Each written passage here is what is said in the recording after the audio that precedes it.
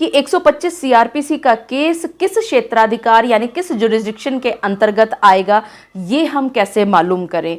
ऐसा ना हो कि आप जल्दबाजी में गलत जगह पर गलत कोर्ट में केस फाइल कर दें और बाद में आपको केस वो विड्रॉ करवाना पड़े, अपनी खुशी से आपको उठाना पड़े या वो बाद में जुरिस्डिक्शन के पॉइंट पर डिसमिस हो जाए।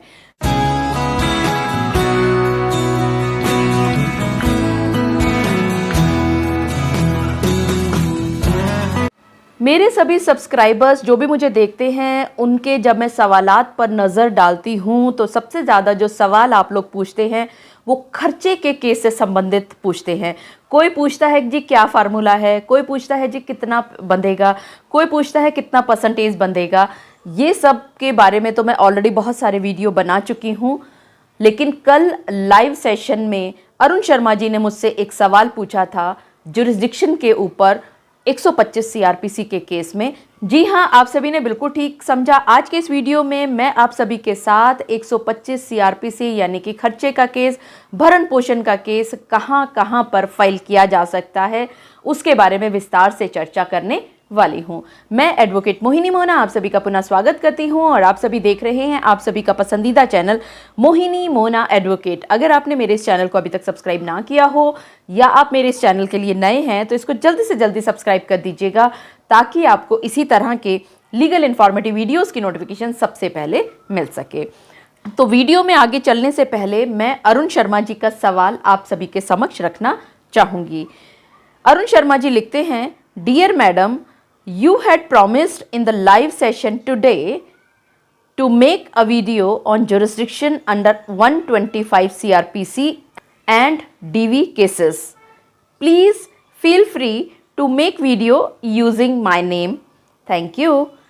Please also inform whether place of marriage is covered under jurisdiction in 125 CRPC. ठीक है अरुण शर्मा जी, मैं थोड़ा सा सभी लोगों को हिंदी में भी बताना चाहूँगी क्योंकि मेरे बहुत सारे व्यूअर्स ऐसे हैं जो अंग्रेजी भाषा का बहुत अच्छा ज्ञान नहीं रखते। तो अरुण जी ये कहते हैं कि जो कल का मेरा लाइव सेशन था उसमें मैंने उनको प्रॉमिस किया था कि 125 सीआरपीसी यानी खर्चे के केस को फाइल करने का क्षेत्राधिकार कहाँ पर बनता है, इसी के साथ साथ घरेलू हिंसा के केस का क्षेत्राधिकार कहाँ बनता है, इसको मैं बताने का मैंने उनके साथ प्रॉमिस किया था। और साथ ही उन्होंने ये भी कहा है कि मैं उनका नाम यूज़ कर सकती हूँ। तो अरुण शर्मा जी बहुत बहुत धन्यवाद। और साथ ही इन्होंने एक और सवाल पूछा कि मैं उनको ये भी बताऊँ कि जहाँ पर उनकी शादी हुई थी तो क्या वहाँ पर भी 125 सीआरपीसी का केस फाइल किया जा सकता है या नहीं। अरुण शर्मा जी, आपने बहुत ही प्यारा, बहुत ही सुंदर सवाल पूछा है और इस सवाल से मेरे बहुत सारे सब्सक्राइबर्स को लाभ मिलने वाला है, ऐसा मेरा मानना है। अब सबसे पहले तो ये जान लेते हैं कि आखिरकार 125 सीआरपीसी क्या कहती है। आप सभी को अच्छी तरह से मालूम अब तक हो चुका होगा कि ऐसी कोई भी पत्नी जो अपने पति से अलग रह रही है और पति उसको ठीक से मेंटेन नहीं कर रहा है और पत्नी के पास इतने साधन नहीं है कि वो स्वयं को मेंटेन कर सके, तो 125 सीआरपीसी के तहत पत्नी अपने पति से खर्चा मांग सकती है कोर्ट में एप्लीकेशन लगा करके। इसी तरह से अगर बुजुर्ग माता पिता हैं, उनका ध्यान नहीं रखा जा रहा है उनके बच्चों की तरफ से, या माइनर बच्चे हैं और उनके माता पिता उनका ध्यान ठीक से नहीं रख रहे हैं, तो वो बच्चे भी या वो बुजुर्ग माता पिता भी अपने बच्चों से या अपने माता पिता से वो खर्चे का केस दायर कर सकते हैं 125 सीआरपीसी के तहत। लेकिन जो सबसे बड़ा सवाल आता है यहाँ पर कि 125 सीआरपीसी का केस किस क्षेत्राधिकार यानी किस जुरिस्डिक्शन के अंतर्गत आएगा, ये हम कैसे मालूम करें। ऐसा ना हो कि आप जल्दबाजी में गलत जगह पर गलत कोर्ट में केस फाइल कर दें और बाद में आपको केस वो विड्रॉ करवाना पड़े, अपनी खुशी से आपको उठाना पड़े या वो बाद में जुरिस्डिक्शन के पॉइंट पर डिसमिस हो जाए। तो आपको अरुण शर्मा जी और आपके साथ साथ बाकी सभी को भी मैं बताना चाहूँगी कि ये जो जुरिस्डिक्शन है यानी कहाँ पर ये केस फाइल होगा, ये 126 सीआरपीसी में बहुत विस्तार से लिखा हुआ है। सबसे पहले मैं आपके सामने 126 सीआरपीसी को एज इट इज पढ़ूंगी। 126 procedure number 1, proceedings under section 125 में be taken against any person in any district.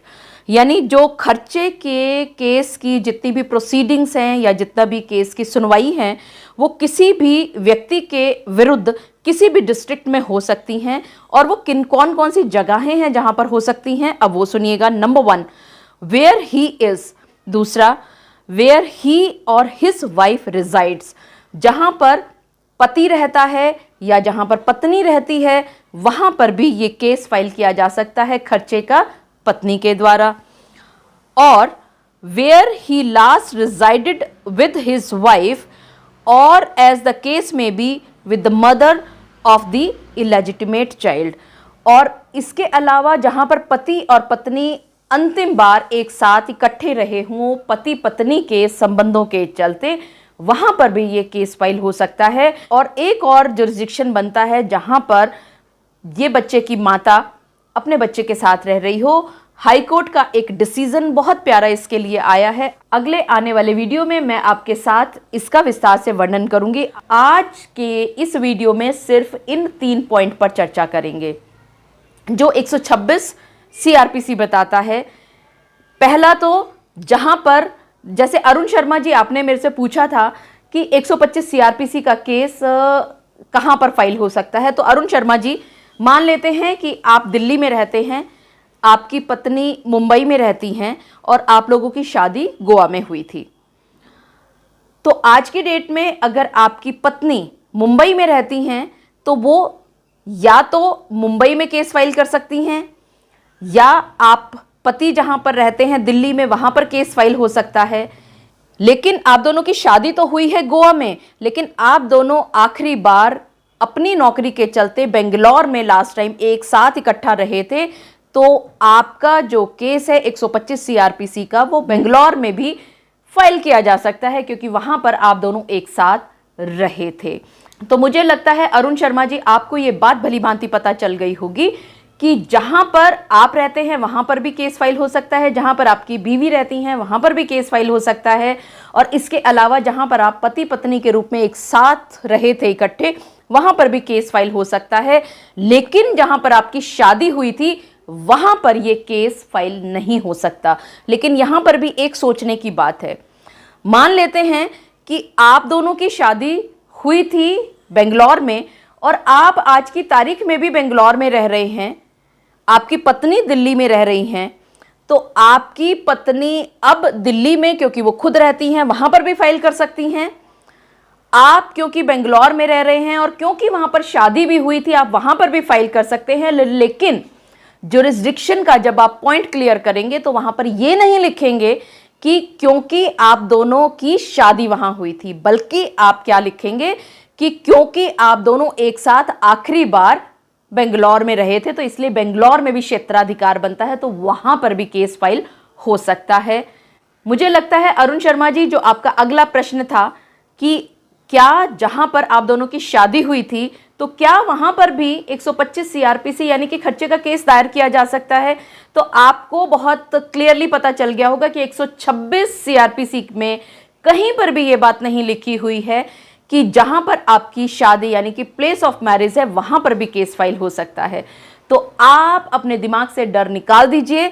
अगर आपकी पत्नी ने प्लेस ऑफ मैरिज को जुरिस्डिक्शन के पॉइंट से लिया है और उन्होंने वहां पर ये केस फाइल किया है जहां पर आप दोनों की शादी हुई थी, तो आप इस केस को डिसमिस करा सकते हैं 126 सीआरपीसी के प्रोसीजर के तहत जो जुरिस्डिक्शन बहुत विस्तार से वर्णित किए गए हैं उन सभी को कोर्ट में बताते हुए।